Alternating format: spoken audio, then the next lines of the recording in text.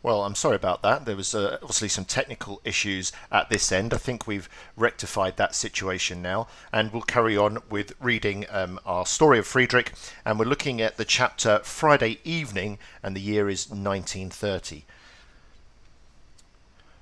My mother did washing for other people, but no one was allowed to know because she was ashamed of it.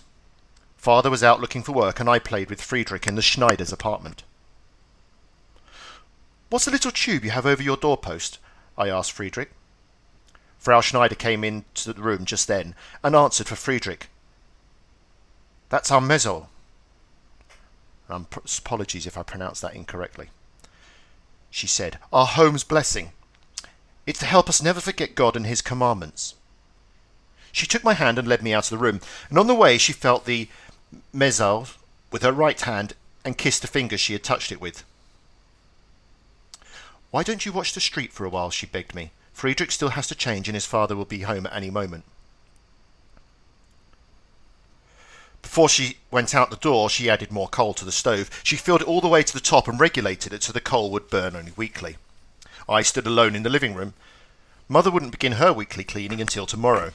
Friedrich's mother had already finished hers. The table shone, there wasn't a speck of dust in any of the furniture, and the glass in the cabinet sparkled. I was still admiring everything when Friedrich came back. He wore a white shirt and his best suit. Frau Schneider followed and pushed 2 chairs to the window for us. Silently we looked out. Outside it was already growing dark. Polycarp's peaked cap was difficult to distinguish from the grass. Lights were already on in a few apartments, and one after the other the gas lamps in the streets blazed up. Only a few people were about. It was very quiet. But the Schneider's apartment seemed unusually quiet. Frau Schneider spread a white cloth over the table, a cloth of such radiant white that it shone in the dim room. From the cupboard she took 2 candlesticks, with new candles in them. From the kitchen she fetched 2 small homemade loaves of bread. These 2 loaves she placed on the table between the candlesticks and Herr Schneider's place. I had long stopped looking out the window. Instead, I watched Frau Schneider at her preparations. Why so festive? "What's going on?" I asked Friedrich in a whisper. "Sabbath," Friedrich replied, in an equally low voice. Only a thin blood-red strip above the roof at the end of the block showed where the sun was going down. Everything was dipped in red. Frau Schneider removed her kitchen apron. She took her large silver goblet from the cabinet and set it at Herr Schneider's place. Next to it she placed a prayer book. Then, turning to the wall bathed in red and murmuring something to herself, she lit both candles. While Frau Schneider prayed, we heard Herr Schneider unlock the apartment door. A moment later, he entered the living room, dressed in a dark suit and wearing a tiny embroidered cap. Friedrich went to meet his father. Herr Schneider laid a hand on his head and said, "May God make thee as Ephraim and Mensah. May the Lord bless thee and keep thee. May the Lord cause his countenance to shine upon thee, and be gracious to thee. May the Lord lift up his countenance toward thee, and give thee peace." Then he opened the prayer book and read something to his wife in Hebrew. Silent, her head bent low, Frau Schneider listened. Still I stared wonderingly into the candlelight, and did not know what to make of it all. Herr Schneider lifted the goblet from the table and filled it with wine. He held it with both hands and prayed. Then we all drank a sip from it, first Herr Schneider, then Frau Schneider, then Friedrich, then me. Herr Schneider left the room to wash his hands, and when he returned, he spoke over the homemade bread. "Blessed art thou, O Lord our God, King of the universe, who brings forth bread from the earth."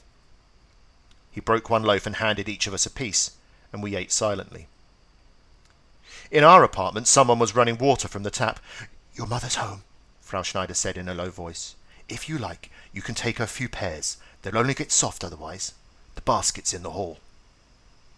I said goodbye and thank you, and with the pears went downstairs to my mother. Before falling asleep, I could still hear the Schneiders singing together, softly and sadly.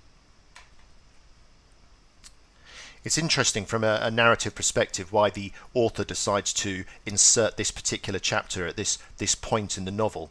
And I think it's really for us as readers to give us a bit of context into perhaps the Jewish faith and perhaps some of the similarities between the Jewish feast of Sabbath and the Christian feast of Holy Communion, but also to show what a peaceful and gentle and loving family the Schneiders are. And as we go further on in the novel, that's going to be quite important to understanding perhaps some of the tragedies that befall them. So we'll carry on. School begins, 1931. Friedrich and I are allowed to sit on the same bench. Our teacher told us a story, and then we all sang Little Hans, and our first day was over. Our parents waited for us outside the school gate. Father was out of work in any case, and Herr Schneider had taken the day off. Like all German children, after their first day at school, Friedrich and I each received a large cone-shaped paper bag from our parents. Friedrich's was red, mine blue. My blue bag was a little smaller than Friedrich's red one. Friedrich opened his right away. He offered me one of his pieces of candy and broke a bar of chocolate so that everyone could have some. I was about to undo the bow on my paper bag when Mother shook her head. She took me aside and told me I should wait until we got home. I couldn't understand why, but I obeyed. If I was in a classroom situation now, I'd be asking for perhaps people to put their hands up and say, well, why would his mother not want him to open his particular parcel at this time when Friedrich's already... Amusement park! Again, Father looked at Mother. This time his eyes were anxious. Mother told Herr Schneider, "What a pity. We can't come with you. I have so much to do at home, and I haven't even prepared lunch yet." "But Mother," I implored her, "I do so much like to go to the amusement park." Father stroked my head. "We can't, my boy. Think of Mother." But Herr Schneider seized my mother's arm, and Frau Schneider linked her arm with Father's. "No excuse is valid today," Herr Schneider explained. "On the first day of school, we're all going to the amusement park." Father and Mother looked very downcast, but they went. Friedrich pushed 3 pieces of chocolate into my mouth at once, and then we raced ahead of our parents, arm in arm, paper bags in our hands.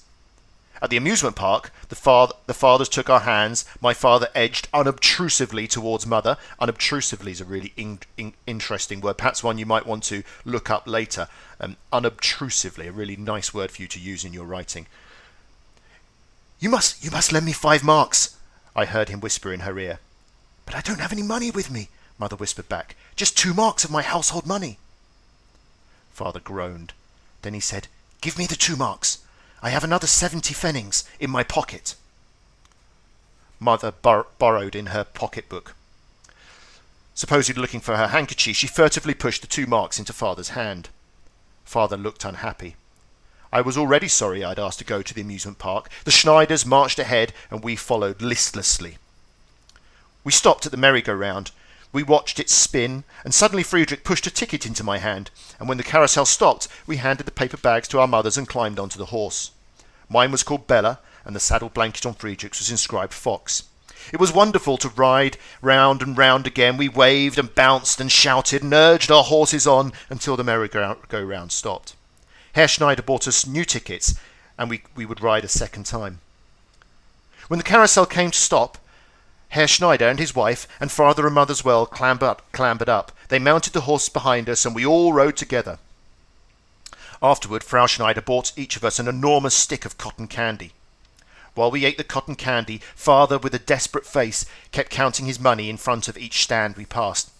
He was trying to see if he had enough to buy something for everyone. "What shall I do?" he asked in a whisper. Mother shrugged her shoulders hopelessly. Herr Schneider treated everyone to a long knockwurst with mustard and a roll. In his distress, Father could hardly get it down. He knew Mother loved knockwurst at fairs, but I could see she didn't enjoy this one because she was worrying. Suddenly, Father disappeared. He came back carrying 6 sticks of licorice. Frau Schneider was so delighted she seemed never to have had anything so beautiful. Soon everyone was sucking a licorice stick. Father heaved a sigh of relief. We children were allowed to go on the fire engine ride. Then we watched our parents, Herr Schneider with my mother, Father with Frau Schneider, on the swing boats. Friedrich yawned. I too was tired. "Enough for today," said Herr Schneider. "Come on, home." At the far end of the amusement park, Father finally hit the right booth. Remembrance photos. 1 postcard, 1 mark. 2 postcards, 1 mark, 50 pfennings. The sign read. At once Father made for the owner. "Take a picture of us," he said. "We'll take 2 postcards." The owner of the booth bowed. "Step closer, ladies and gentlemen," he murmured. "Step closer, please." Inside, a mountain scene had been painted on the back wall. Before it stood a piebald wooden horse.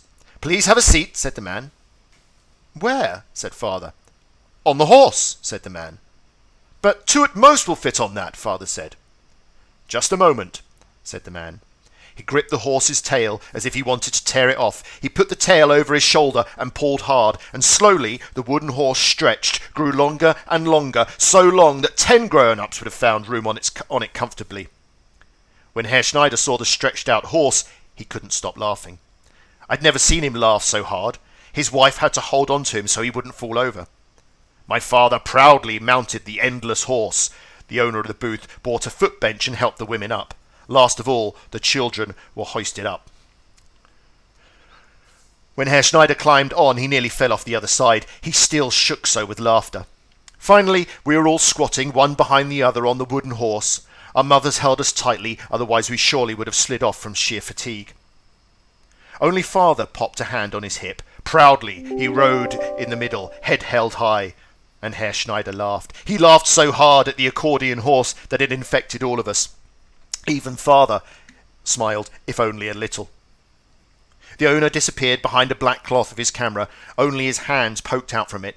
He gave instructions no one understood. At last, he changed the ground glass screen for the photographic plate, stood beside the camera, growled, "Attention!" and pressed down the red rubber ball. Holding ourselves motionless, we stifled our laughter and stared into the camera while the man said, "Thank you," and he disappeared into the dark room with the plate. And we hopped down from the horse. At once Herr Schneider began to pull the horse's tail, and behold, it stretched still further. Herr Schneider lengthened the horse till it reached the side wall of the booth, and when we regarded it in its full length against the mountain scene, even Father had to laugh out loud. Then the booth owner brought us 2 postcards, and Father generously paid him from his jacket pocket. With a bow, he handed 1 postcard to Frau Schneider. I sat in the front. The wooden horse carried my paper bag between its ears. Behind me rode Mother. She pulled a face as if she had a frog in her mouth that mustn't hop out. Father lauded it in the centre. Everyone who saw the picture had to assume that the horse belonged to him. Friedrich held on to Father's jacket. His paper bag towered above all the mountain tops and seemed to help support the clouds. Little Frau Schneider had grabbed hold of Friedrich's collar. She really looked very dear. Herr Schneider embraced her laughingly from behind. On the way home, everyone was still happy, thinking about the remembrance pictures. Only Father felt ashamed because he'd taken himself so seriously on the wooden horse. When we reached home, I stumbled exhaustedly into the hall. I quickly threw the new satchel into the corner and untied the bow on my paper bag. It contained nothing but a bag of sugared rusks and lots of crumpled paper. Mother stroked my hair. "But you know, my boy," she said, "that we are poor." Father washed his hands and asked, "What's for lunch today?" Mother sighed. "Nothing," she replied. "We spent the lunch money at the amusement park."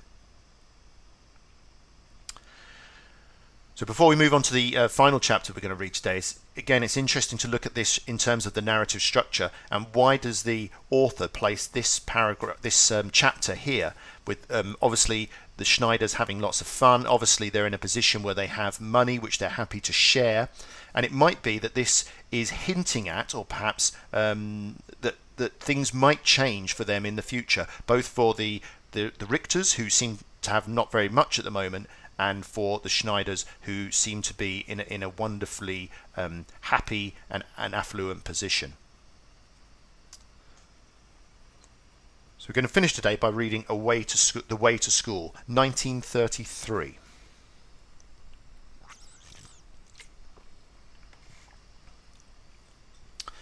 It was Saturday, April the 1st, 1933. We were coming out of school. Friedrich said, "My mother dragged me to the doctor yesterday, you know. She wanted him to wash out my ears." He didn't know. "Why not?" I asked. Friedrich laughed. He said it wasn't necessary yet. To start with, I'm to take this restorative he prescribed. It's quite sweet and not bad.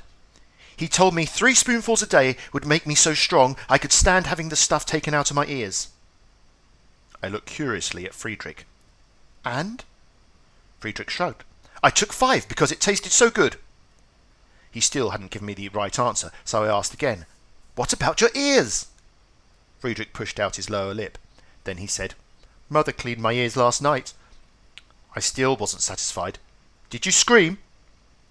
Eyes cast down, Friedrich admitted. Only a little. Silently, we walked side by side. It was a Saturday like any other Saturday. The traffic moved smoothly, women were doing their weekend marketing, and we had almost no homework. Which doctor do you go to? I asked Friedrich. We'll be going by his house any minute now, he answered, pointing to an apartment house. That's his sign, he said. A doctor's white sign hung beside the front door. In flourishing black script it read, Dr. Jacob Akenazi, Specialist for Children's Ailments, Licensed to all insurance companies, Office hours 9 a.m. to 12 noon and 3 p.m. to 7 p.m. Daily, except Saturday. Across it, someone had scrawled the word Jew in red paint. Friedrich shook his head. Who could have done that? He touched the paint with his finger. It's still wet. Friedrich looked around. Come on, he said, stepping through the outside door and pressing a bell beside the name. Dr. Akenazi. We waited. He has no office hours today, I pointed out. Maybe he isn't in. We were just going to leave when the buzzer sounded, and Friedrich threw his back against the inner door until it opened. We climbed just a few steps and stood outside the door with the doctor's sign. A middle-aged man in a dark suit appeared. A yarmulke was on his head. He saw Friedrich. He smiled and asked, Well, Friedrich, any flowers growing out of your ears yet? Friedrich blushed, and in a faint voice he replied, No, my mother cleaned them yesterday. The doctor nodded. There you are, he said. I knew the good medicine would make you sensible. Or don't you like it? Oh, yes, said Friedrich, quite quickly agreed, licking his lips. And then he said, This is my friend. You'll have to prescribe some for him one day too. Dr. Akenazi shook my hand. In that case, you and your mother will have to come and see me, he said. He went on, But you don't come about that, did you? You didn't come about that, did you? Friedrich knows I don't see patients on Saturday, don't you? Friedrich seemed confused.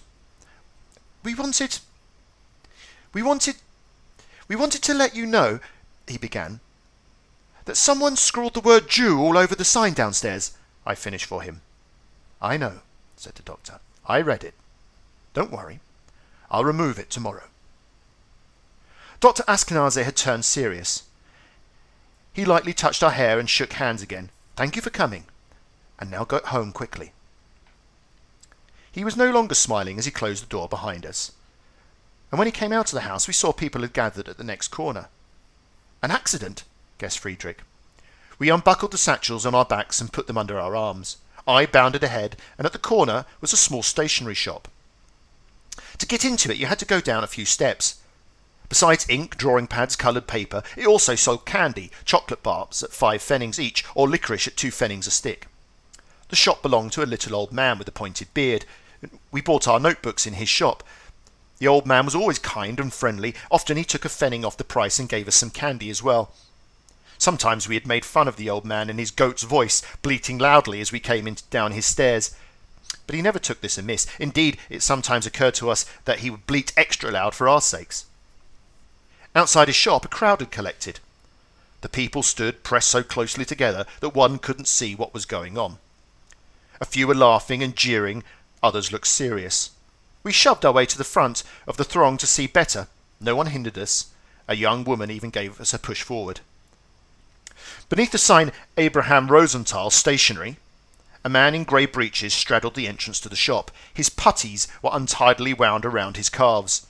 He wore an armband with a swastika on the sleeve of his yellow shirt. In his right hand he held a broomstick.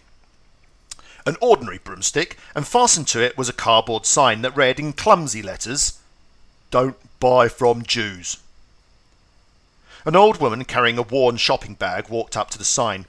From her coat pocket she pulled out a pair of glasses that was missing one earpiece. Holding them close to her eyes, she tried to read the sign. The sign carrier pretended not to notice the old woman, staring right over her at the crowd. The woman put her glasses back in her pocket. Searchingly, she patted back and forth in front of the man with the armband. Finally, she stopped and said quietly, "Kindly let me pass." Without moving and without looking at the woman, the picketeer recited in a monotone, "Don't buy from Jews."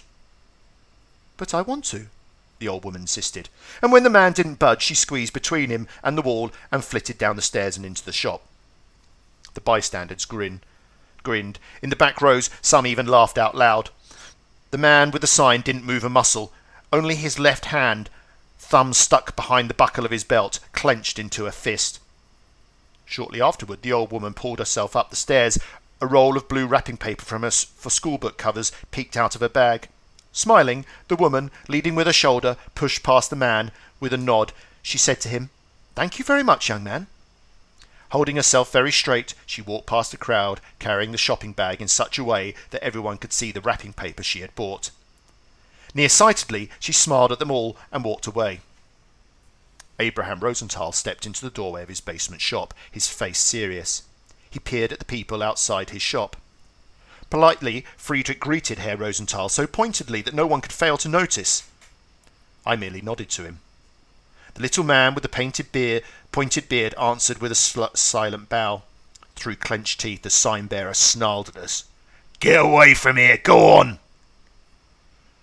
Friedrich looked him up and down and said, "We can stand here as long as you can." The man pushed out his lower jaw, taking a deep breath. He asked in a threatening voice, "Want to be fresh, brat?" A few people walked away. The rest drew back a step. All of a sudden it was utterly quiet. No one talked, no one laughed. We stood alone. The man breathed hard. The cardboard sign shook. I saw a hand settling on Friedrich's shoulder at the same time when I felt a touch on mine. We both turned around. Behind us stood Friedrich's father. He said, "Come." Then he took us home. So I think we'll pause there for today. As you can see, as we are getting closer to 1939, now 1933, attitudes are changing. Things are becoming more difficult for the Jewish people in that sort of in Nazi Germany as Hitler sort of rises to power and starts to scapegoat the Jews in many ways.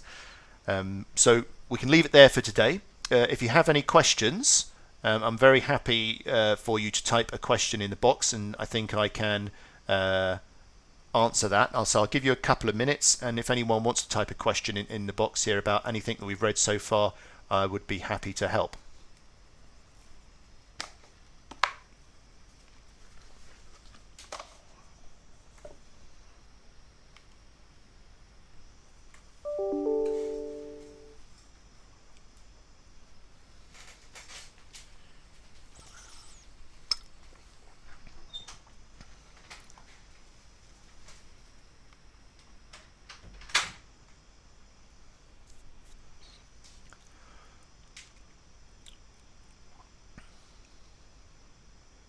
No, we seem okay there. So we'll carry on tomorrow. Hopefully Mrs. Chima will put some more chapters on Showbie for us. Otherwise we're going to struggle to read more. And